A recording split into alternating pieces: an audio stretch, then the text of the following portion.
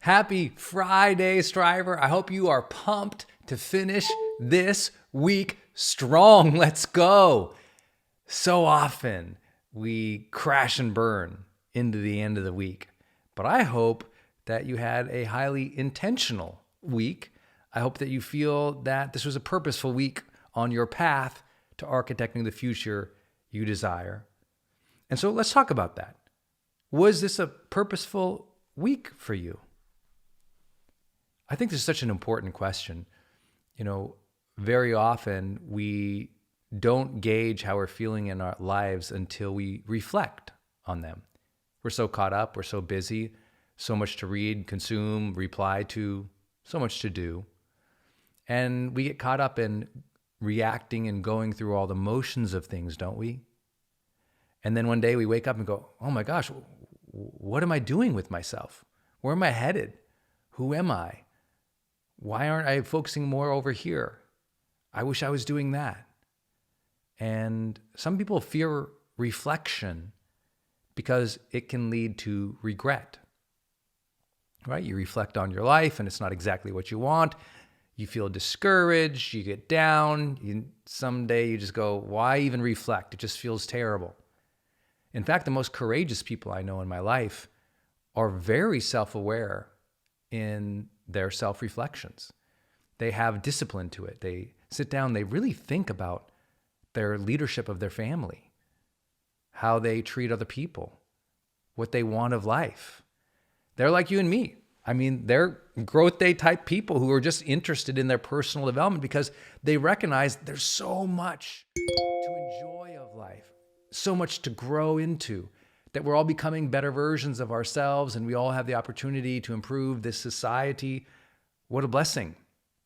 And so most high performers around the world actually love self-reflection. That's why most of them journal.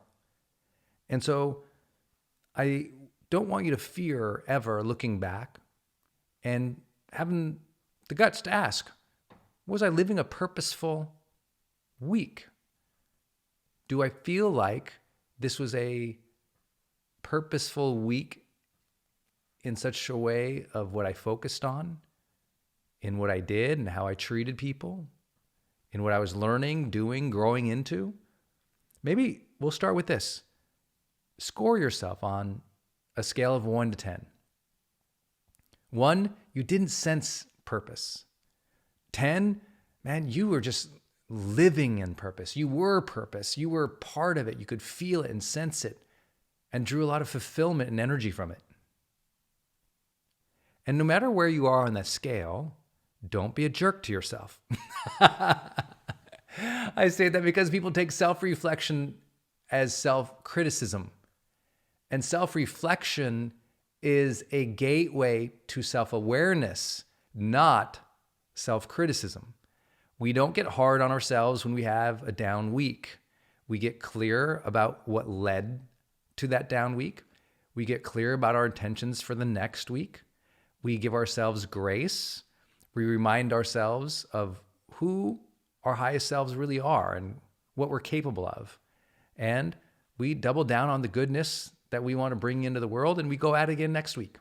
Renewed faith, renewed optimism, renewed readiness, renewed confidence, renewed efforts, not stuck in self-criticism, anger, pity, blame, complaint, but rather renewal. That renewal can come from self-reflection every time. I love looking at my life and seeing all the good, the bad, the warts, the weaknesses, the struggles. I don't run away from those. And I really believe this topic of thinking about our purpose is one people tend to avoid. I'd say they avoid the conversation of purpose because their expectations there might be way, way, way too high.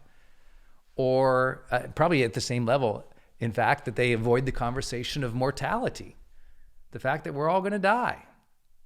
But if we don't look at our own life from those two vantage points, how do I really want to live my life before I'm gone? And how can I make it as purposeful as I can? If we don't ask those questions and think about them once in a while, are we really living the best life we could? Or are we taking it for granted and think it will last forever? Or getting lost in the shuffle of everybody else's agendas and the obligations and the reactions of life without ever architecting out a little piece of heaven for ourselves while we're here, of building the life we truly desire. So when I ask you to score yourself on 1 to 10, I'm cheering you on. I'm letting you know that number, whatever it is okay. I've had years and months of my life where it was pretty low scores, and I've had years and months of my life where it was way off the charts. I was equally happy. I was realizing that there are times in life that we have seasons of busyness and obligation and reaction, and not every day and every second has to be so purposeful that it's grand, but we can bring purpose into the day. And so maybe another way we can think about it is, when you look back at this week, did you feel like you had intentional days? And I'll frame it this way. Did you start your days with intention? Were you clear about your priorities, your to-dos, your checklists, how you wanted to feel, be, behave? Did you think about the day, the agenda, what you wanted to happen? Did you do any visualization or affirmations? Did you do your GrowthDay journal and smash that morning mindset button so you could set up your mindset and your day for success? That's the way I do it. Maybe we can also ask another type of question. Were you kind and thoughtful and generous and compassionate and understanding and loving with others this week? You know, in worldwide surveys, when people talk about purpose, it always comes back in some way or another to relationships. That's why I'm always saying one of our ultimate human drives is connection with others. And so, were you fair, thoughtful, loving to the important people in your life, to new people you met? Is there anything to learn about how you treated others this week that could serve you? One of my favorite things in GrowthDay is under the journal, the button that says weekly review. And it asks simple questions like, what did you learn about yourself? But also, what did you learn about other people? I love the idea that we can live more purposeful weeks when we are kinder to other people. Another question I might ask you is, did you enjoy it? Did you enjoy this week? Even if you had to do some stuff you didn't want to do, even if some people treated you in ways you didn't like, even if you had stress and anxiety, depression, upset, fear, doubt, despair, division, shame, hurt, pain, even if those things were there, did you find moments to cultivate appreciation, presence, gratitude? Did you make a joke, look at something in a humorous way, dance around the kitchen? Life is dang short. And, some people get very high-minded about purpose and they never enjoy life. And I think that's part of the gift of life, isn't it? This free will we have, this happiness in our heart, that fun, playful attitude you do have in the right circumstances. Remember that pre-pandemic? Do you remember that? Can you have some fun again? Can you enjoy some life a little bit? If enjoyment of life isn't part of your purpose, I wonder why. Finally, did you grow this week? Did you set yourself up for something great in life? Maybe you learned a new skill. Maybe you deepened your understanding of psychology, wellness, health, relationships, finances, your friends or your family, some area of your life that you just developed a little bit more learning, a little more mastery or competency in. And because you're developing into more of who you truly can become, into your fullest expression of yourself, into the fullest expression of your potential or your ultimate destiny, as you are becoming Well, of course, you will probably feel a little closer to your purpose, because isn't part of our purpose to manifest the full potentialities within our heart, mind, spirit, body? And so as you grow, you get closer to your purpose.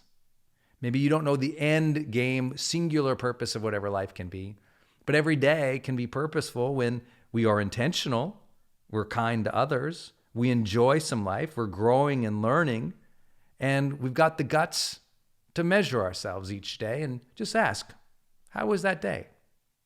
Maybe you do a little trick like I do. At the end of each day, I ask myself 3 questions just to gauge whether or not I feel like I'm in part living my purpose. So I've found in facing my death multiple times in life that the questions I'm going to ask at the end of my life to gauge whether or not I'm happy with my life are, did I live? Like, did I live fully and completely and generously and happily? Did I love?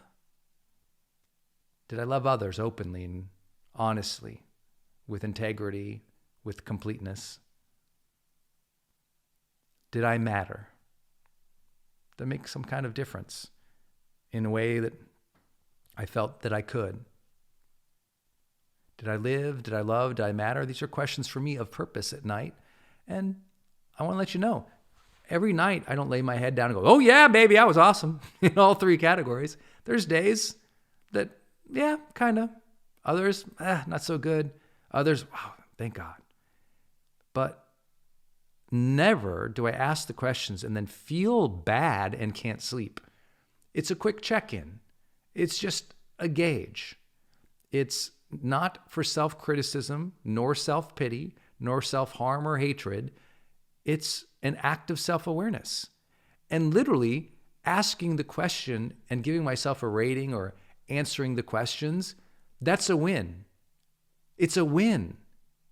It's a win that you made personal development a priority today. It's a win that you ask questions of self-awareness, even if you don't love the questions. It's a win that you are doing the work, my friend, because we all know every day is a great day to grow.